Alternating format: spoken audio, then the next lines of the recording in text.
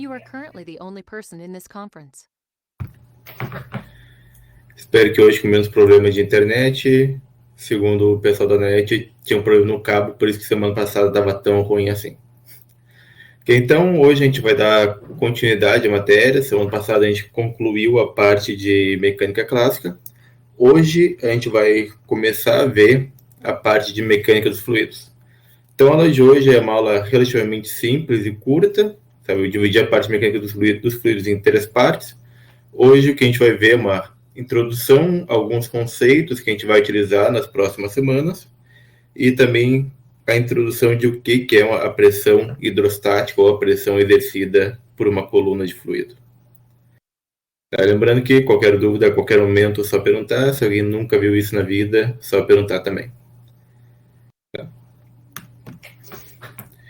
Então, o primeiro conceito que a gente vai trabalhar um pouquinho diferente do que a gente vinha trabalhando é o conceito relativo à quantidade de matéria. Por que isso? Porque quem a gente vai estar interessado em estudar coisas que são fluídas. O que é um fluido? Como o nome diz, é algo que flui. Ou alguma coisa que se tu aplica uma tensão sobre ele, ele vai começar a se mover.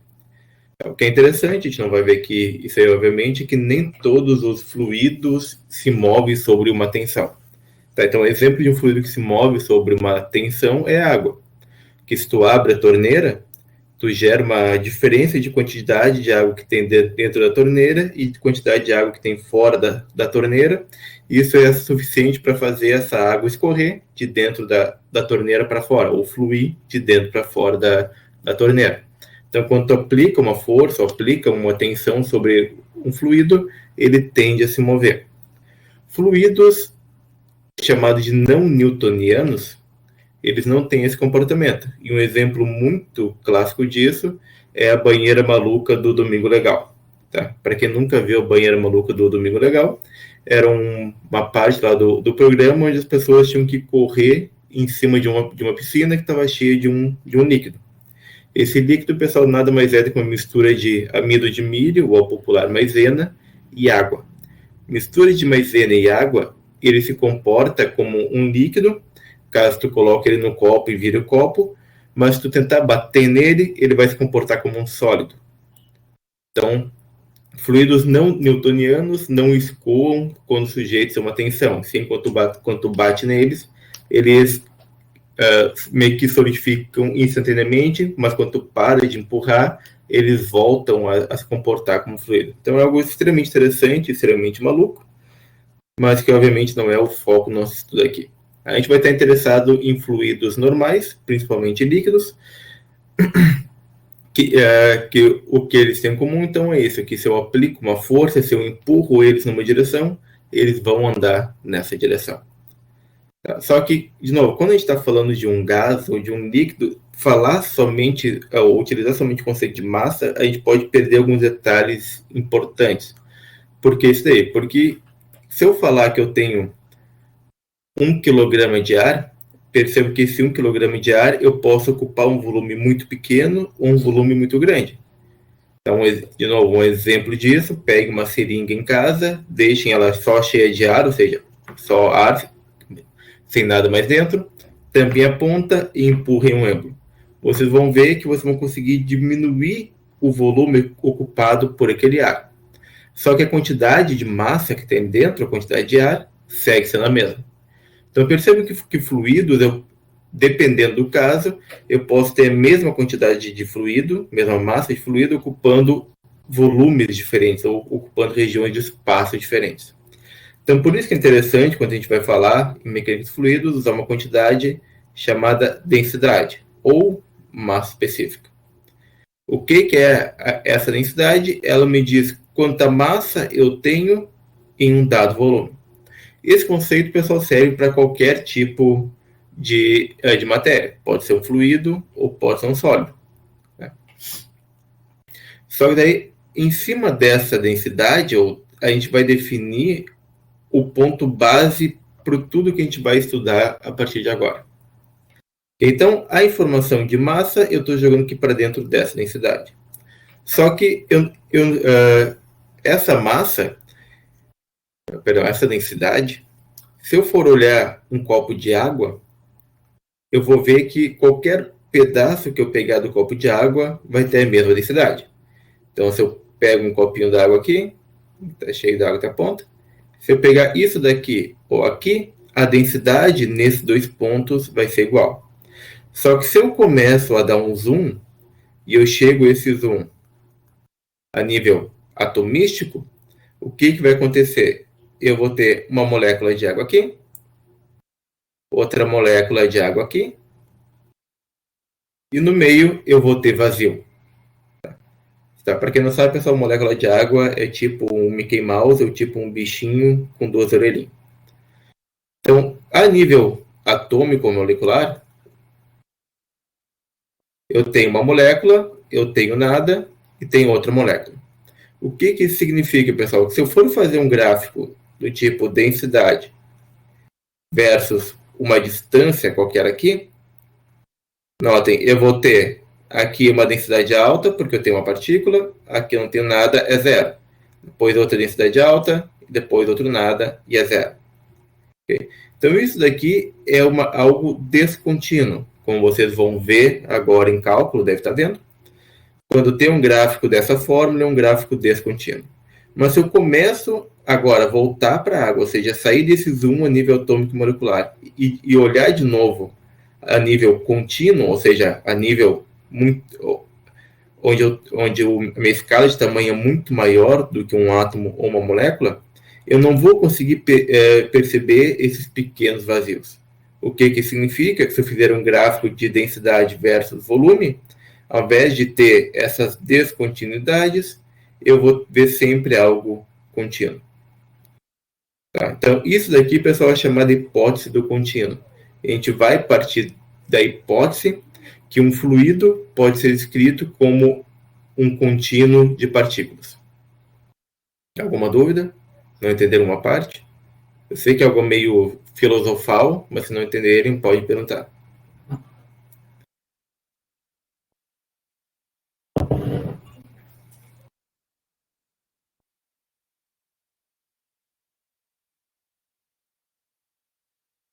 Será que entender?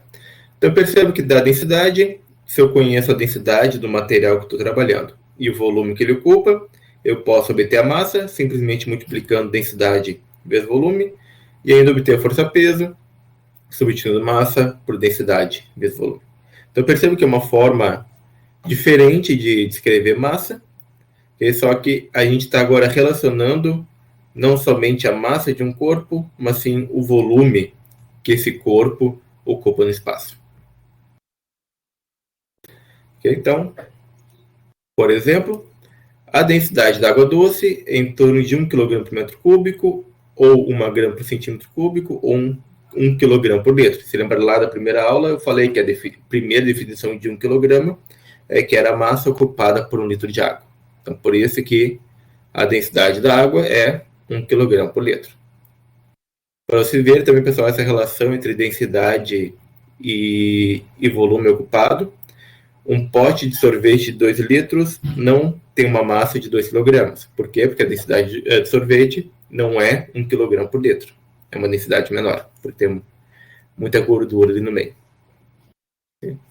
Então, por exemplo, se eu sei que a densidade da água é 1 kg por litro, qual é a massa que eu vou ter em um copo com 200 mililitros?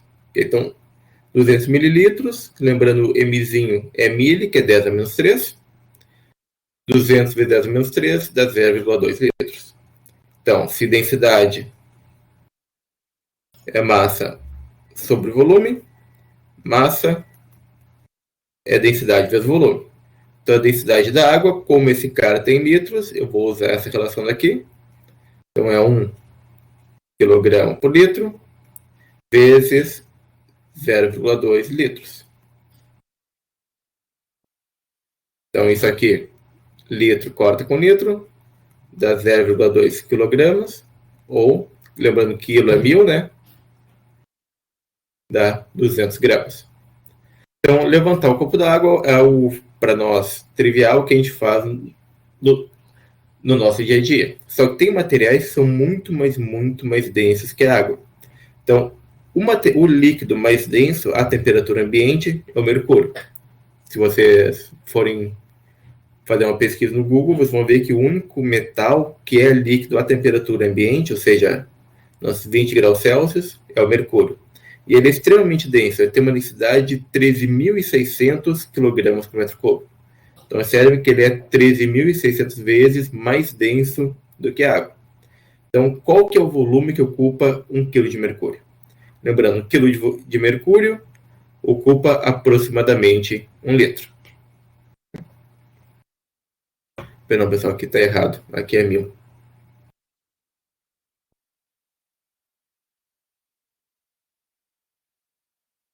Eu não vi. Então, esqueçam. Titio errou.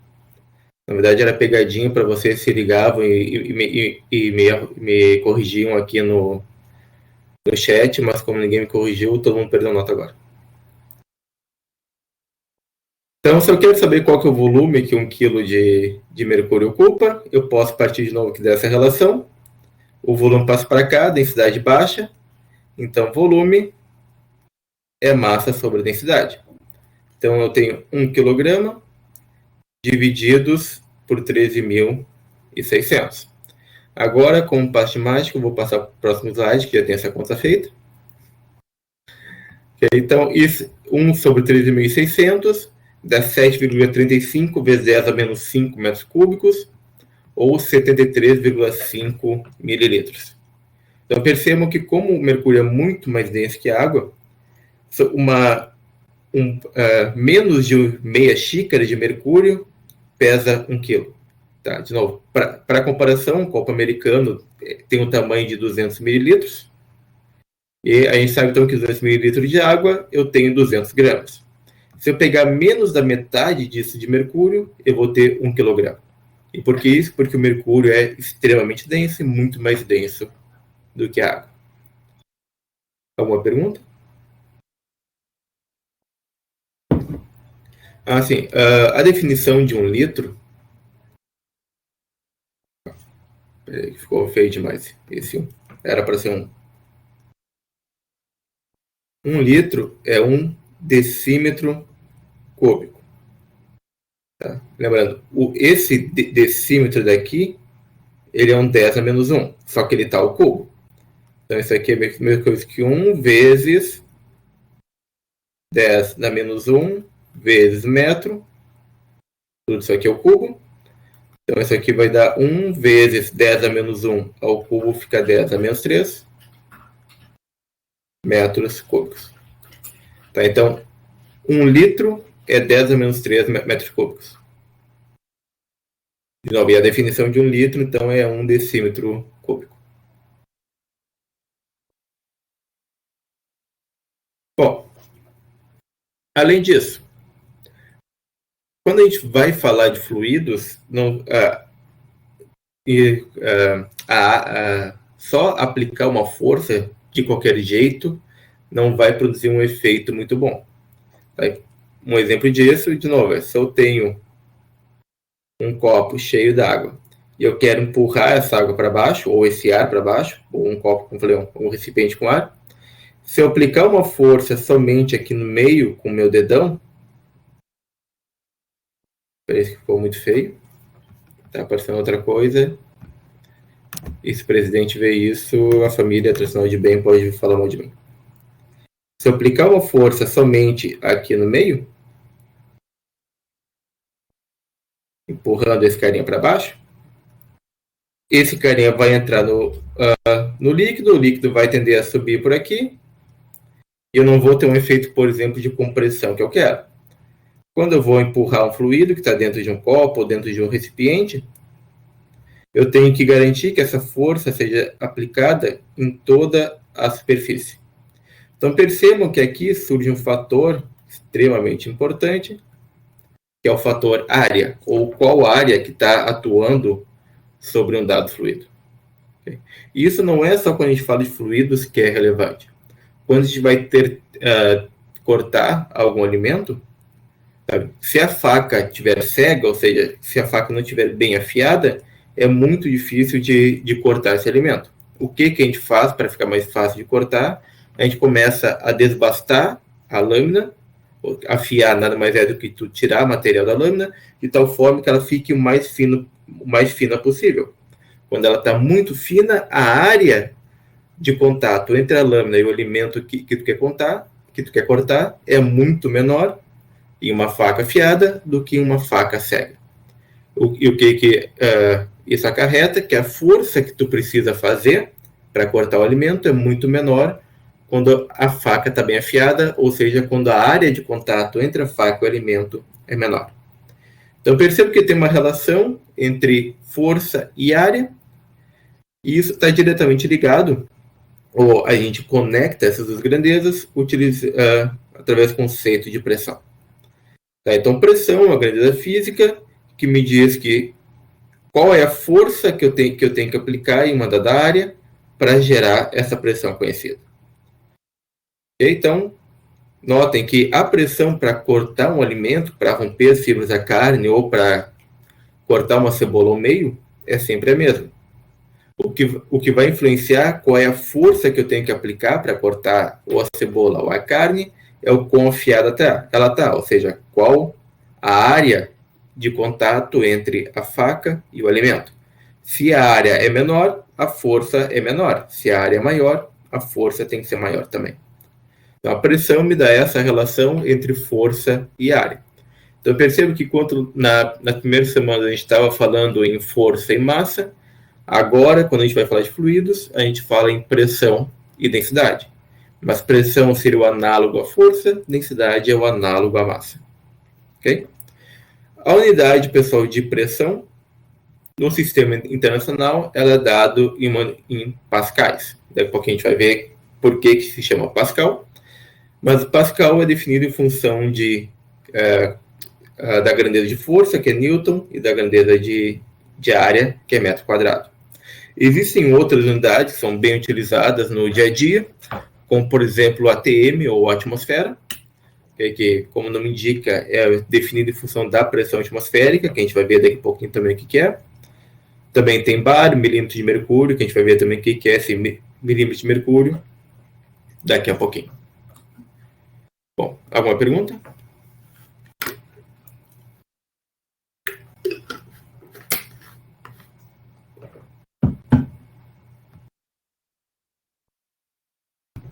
Ótimo, então.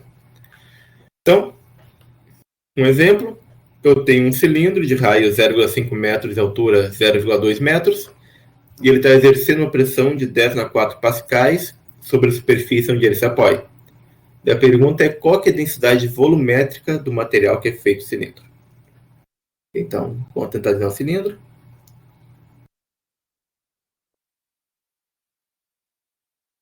Então, aqui está o cilindro, ele está apoiado sobre uma base, de tal forma que a força-peso está puxando ele para baixo, e devido a essa força-peso, ele aplica uma pressão, que para não confundir com o P maiúsculo do peso, vou usar um P minúsculo, de 10 na 4 pascais. O que eu sei? Qual que é essa área da base aqui, onde está atuando a força? É exatamente essa área do cilindro.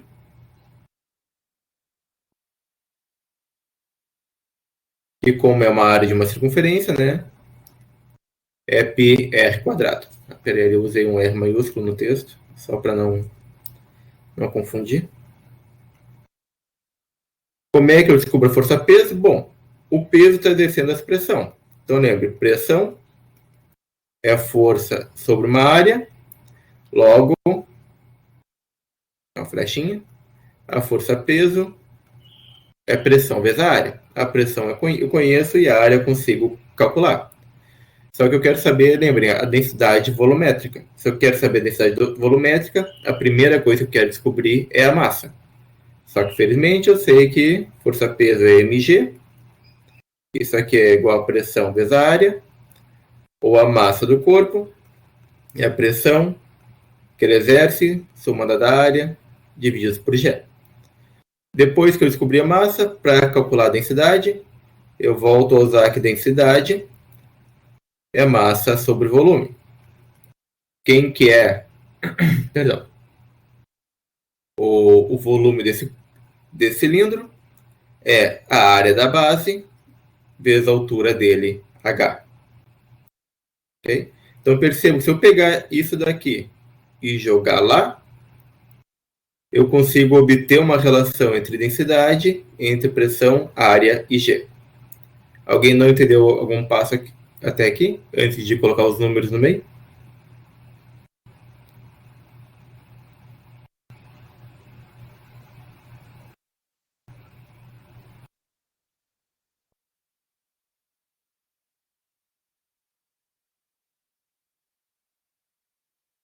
É só reforçando, né? Lembre que volume é a área da base do corpo vezes a altura desse corpo.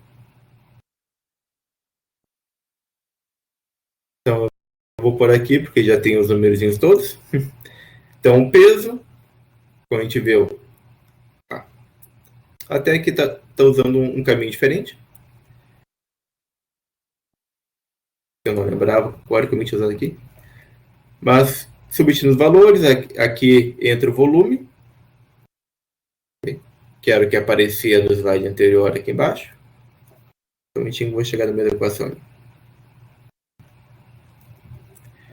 Mas, basicamente, combinando essa relação com essa relação daqui, okay? Porque aqui você tem que massa é PAVG, daqui massa é ρ A sobre H. Então, ρ A H, esse cara passou aqui para o outro lado, ele tem que ser igual a PA sobre G, porque essa massa tem que ser igual a essa massa daqui. Corto as áreas, passo H dividindo, vai sobrar somente que ρ é a pressão sobre HG. E de fato, essa pressão, daqui a pouquinho a gente vai ver que P igual ρ GH aparece bastante. Então, substituindo os valores, se chega lá que a densidade daquele corpo é de 5.000 kg por metro cúbico. Alguma pergunta?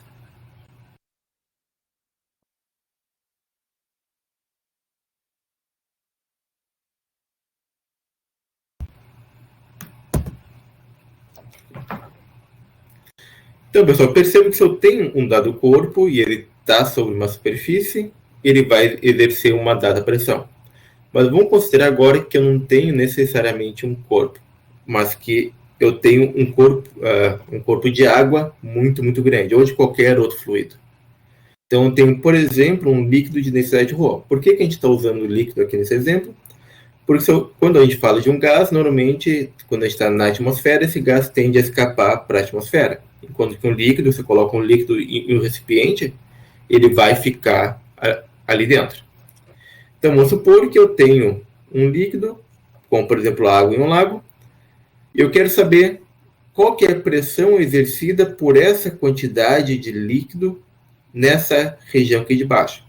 E por que quer saber essa pressão? Porque a gente viu agora há pouco que se eu tenho um corpo, e esse corpo tem uma massa, ele obviamente vai ter uma força-peso, e essa força-peso vai empurrar tudo que estiver embaixo com uma dada pressão.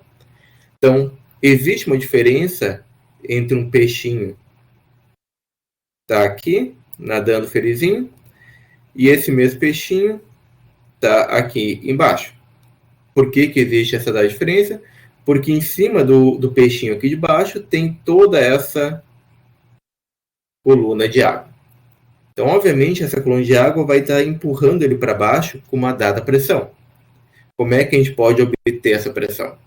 Primeiro, é usar a boa e velha abstração física, que é assumir que eu posso pegar um volume qualquer dessa quantidade de água. Então, eu estou pegando, por exemplo, esse paralelepípedo aqui. Aqui em cima do paralelepípedo, a água que está em cima dele vai empurrar ele para baixo com uma dada pressão. Que eu estou chamando de uma força F1, uma pressão P1. O cara aqui embaixo está sujeito a uma pressão P2, onde essa pressão P2 é gerada por uma força F2. Da mesma forma, eu tenho pressão pela direita e pressão pela esquerda. Só que percebam, a quantidade de matéria sobre o ponto F3 e sobre sobre essa força nesse ponto e a força nesse ponto é igual. Isso quer dizer que a massa que eu tenho aqui em cima, tanto faz se eu venho pela esquerda ou pela direita, é a mesma. Onde eu vou ter uma diferença de massa é entre quem está em cima ou quem está embaixo. Todo mundo consegue enxergar isso? Ou entender?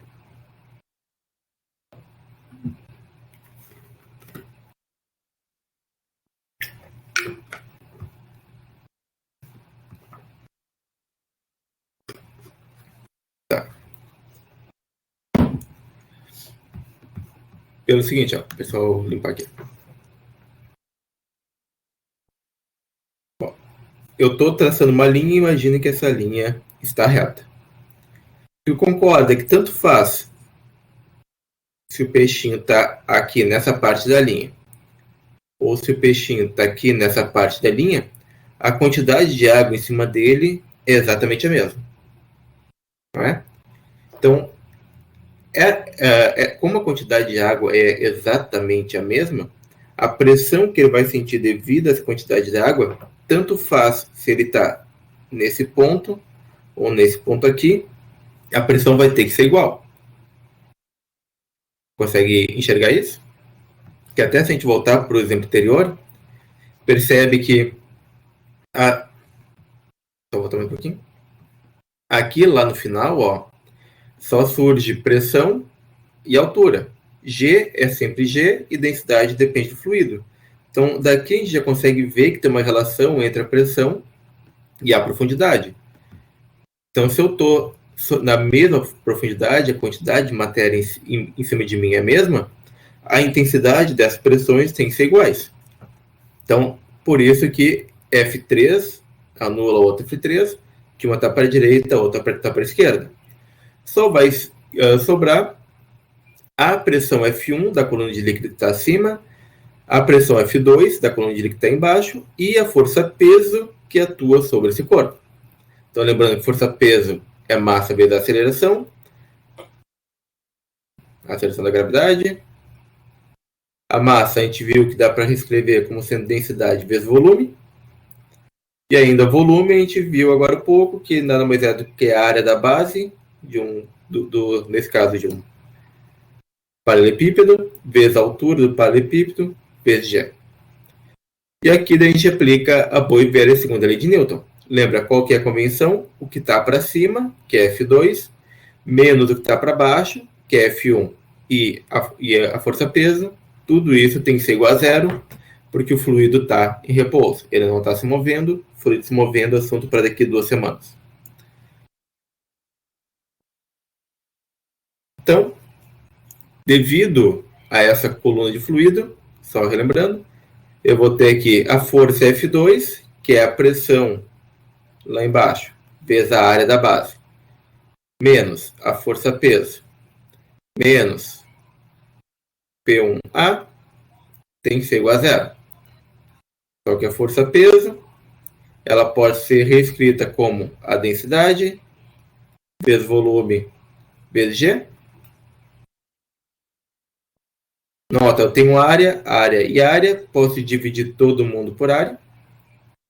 Vai sobrar P2 menos P1, que é a diferença de pressão entre esses dois pontos, tem que ser igual a G.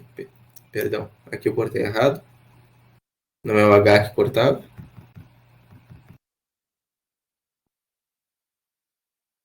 Agora sim. Eu de novo, outra pegadinha, ninguém se ligou, estou perdendo nota aí. Então sobra somente Rho, H e G, que passa para o outro lado. Só reescrevendo Rho, G, H. Então, pessoal, a diferença de pressão entre dois pontos dentro de um fluido depende somente da altura da coluna de fluido. Notem que a área da base some da jogada. Então, apesar de a gente ter feito aqui essa demonstração utilizando um sólido bem comportado, como paralelepípedo, dá para fazer a demonstração utilizando um cálculo bem mais avançado, que provavelmente vocês não vão ver na vida de vocês, e chegar exatamente no mesmo resultado. Então, essa aqui é só a mesma equação. Então, o que isso quer dizer? Que se eu tenho uma coluna de qualquer fluido de altura H Não importa o formato do recipiente que ele está, ou seja, não importa o volume de fluido que eu tenho, a pressão lá embaixo vai depender somente da altura dessa coluna de fluido. Alguma pergunta?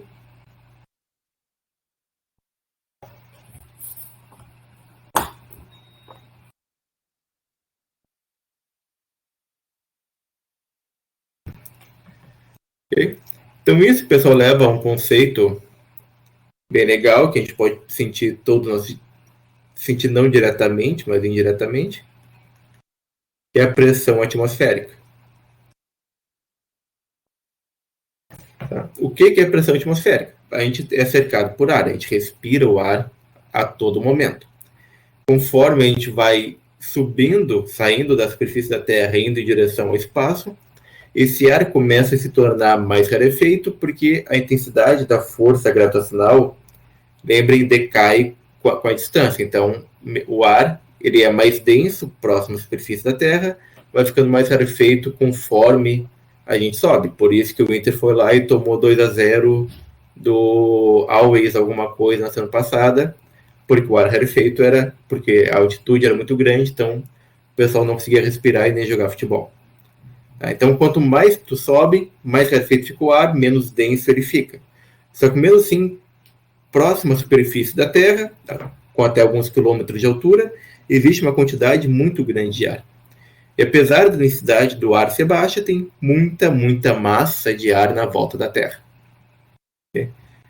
Tá, sem serve de consolo, eu sou colorado também. Tá, então, o que acontece é que toda essa massa de ar, obviamente, ela vai exercer uma pressão na superfície terrestre. Só que a gente não consegue enxergar diretamente essa pressão que a gente está habituado a sentir ela. Só que teve um experimento, o primeiro experimento a observar essa pressão foi chamado experimento do hemisfério de Magdeburg. Tá? Porque hemisfério, que era uma esfera, que o pessoal criou vácuo lá dentro. O que significa criar vácuo? Retirar todo o ar que estava lá. Percebo que se tivesse ar lá dentro, eu ia ter uma pressão do ar preso empurrando as calotas, que são as que eu dizem aqui para fora.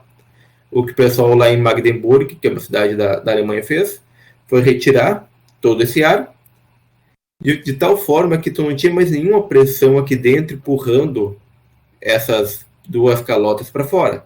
Tu tinha somente a pressão atmosférica prendendo essas duas calotas. O que eles fizeram por diversão? Colocaram um monte de cavalo para tentar separar isso daqui e não foi. Então, por isso que quando a gente diz que alguma coisa, né, pega vácuo, surge uma força muito grande. O que é essa força muito grande? Exatamente a pressão atmosférica empurrando o ar em direção a esse vácuo. Só que, obviamente, como eu disse, isso não é algo tão trivial da gente enxergar, tanto que para observar travou a pressão atmosférica, foi feito experimento, que daí, eu falei por que o nome da pressão é chamado Pascal, foi feito experimento por Blaise Pascal. Então, Pascal foi um filósofo, matemático, naturalista, físico, etc., do século XVII, que ele quis realmente ver esse efeito da pressão e ele mediu a pressão atmosférica em dois pontos distintos. Primeiro, na altura do nível do mar, uma altura igual a zero, e depois no topo de uma montanha, do Puy de Dôme, lá na França. Só que para conseguir medir essa diferente pressão, ele teve que bolar um experimento diferente. Lembre que eu falei que o mercúrio é muito mais denso do que a água. Então ele pegou uma bacia e encheu essa bacia de mercúrio. Obviamente que a pressão atmosférica, lembre, eu tenho aqui uma coluna de ar, o ar está empurrando esse carinha para baixo. Okay? Só que está empurrando todo mundo igual. Mas se eu pego um tubo e coloco ele aqui dentro, de tal forma que esse tubo está aberto aqui em cima, inicialmente não vou ver nenhum efeito, porque esse tubo está aberto, aqui fora tem pressão atmosférica, aqui fora também tem pressão atmosférica, e a água, nesse caso o mercúrio, fica nivelado. Só que se eu evacuo esse tubo, ou seja, tiro toda a pressão ali de dentro, A pressão atmosférica vai empurrar esse fluido para baixo, e como aqui eu não tenho mais nada, esse fluido vai entrar. Então perceba que quando esse fluido entra, ele gera uma coluna de altura H. E o que a gente viu agora há pouco? Que a diferença de pressão entre dois pontos é a densidade de fluido, G vezes H. Então perceba que se eu conseguir gerar uma pressão controlada aqui dentro do tubo, essa P0 eu conhecer, eu vou conseguir obter a pressão atmosférica simplesmente utilizando esse tubinho. Por quê? Porque eu sei que eu vou conseguir medir qual que é a altura, G eu conheço, e a densidade do mercúrio também é conhecida. Então esse aqui foi o experimento que o Pascal fez para conseguir calcular a pressão atmosférica e para mostrar que existe um ar que no cerca, que ele vai ficando mais rarefeito conforme tu te afasta da superfície terrestre.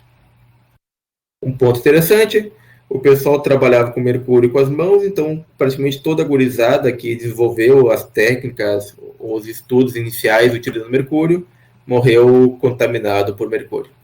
Mas também lembre que até 100 anos atrás, literalmente se tomava mercúrio para várias doenças. Então, 2 gotinhas de mercúrio para parar de tremer.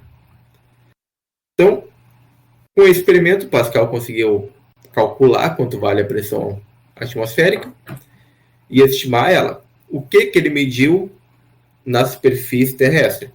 Que a coluna de mercúrio que se formava, ela tinha uma altura de 76 centímetros.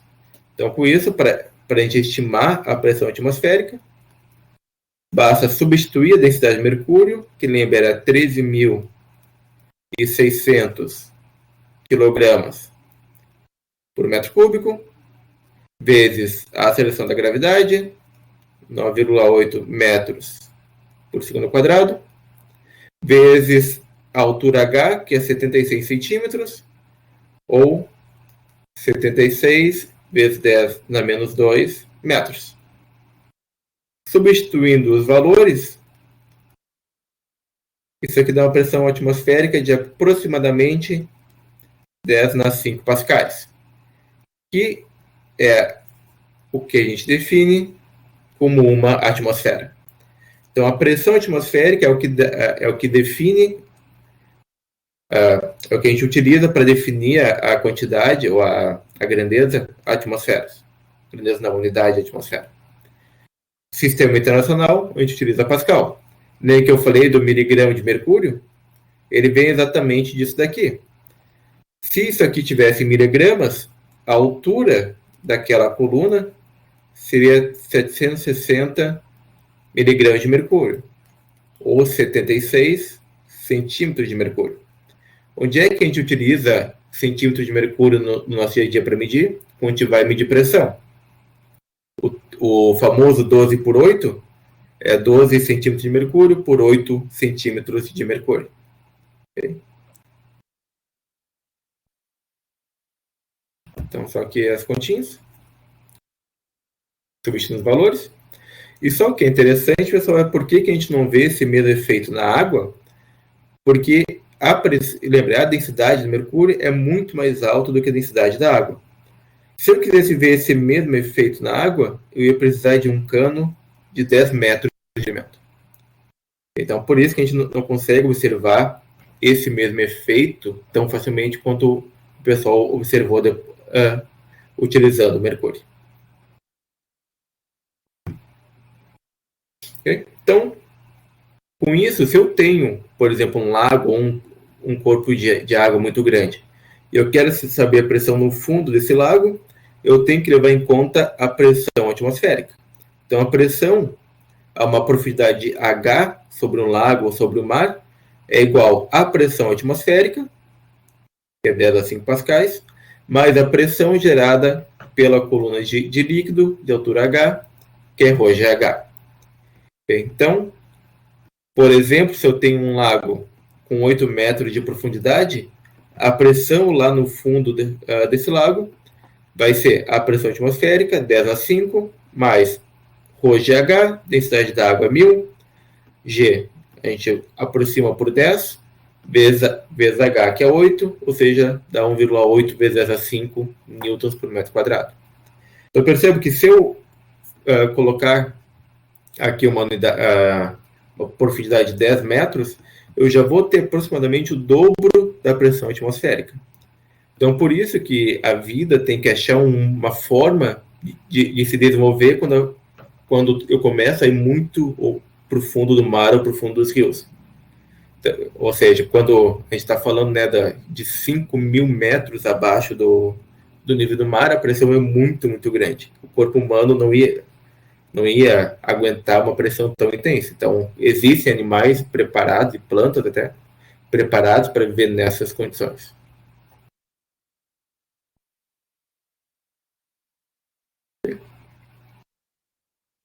Então, notem que se eu estou a 5 quilômetros dentro do mar, a densidade da água salgada é um pouquinho maior que a densidade da água doce. Por quê? Porque tem sal no meio.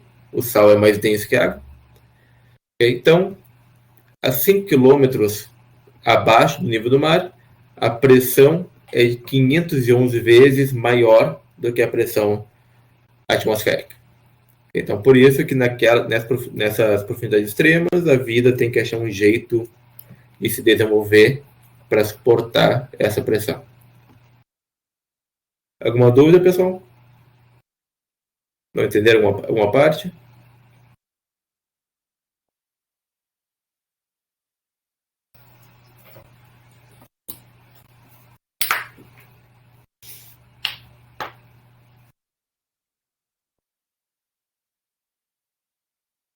Então, por hoje era isso.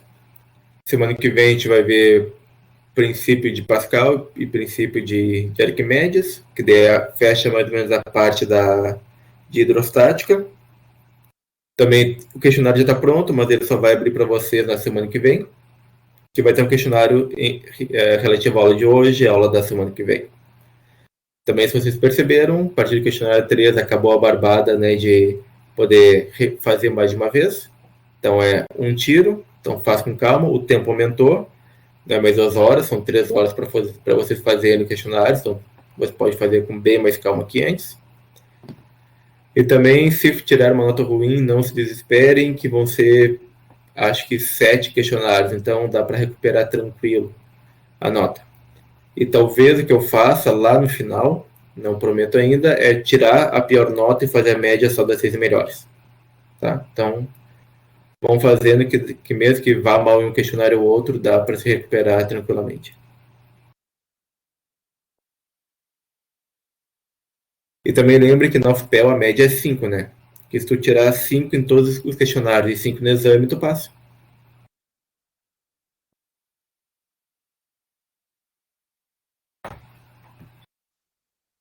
A média é 7 para tu passar direto, a média do exame é 5. Então, no exame, tu precisa tirar 5 só.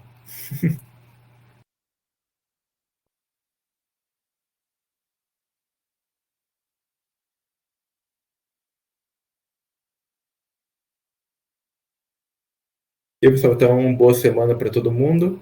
Nos falamos semana que vem. Qualquer coisa, é só entrar em contato.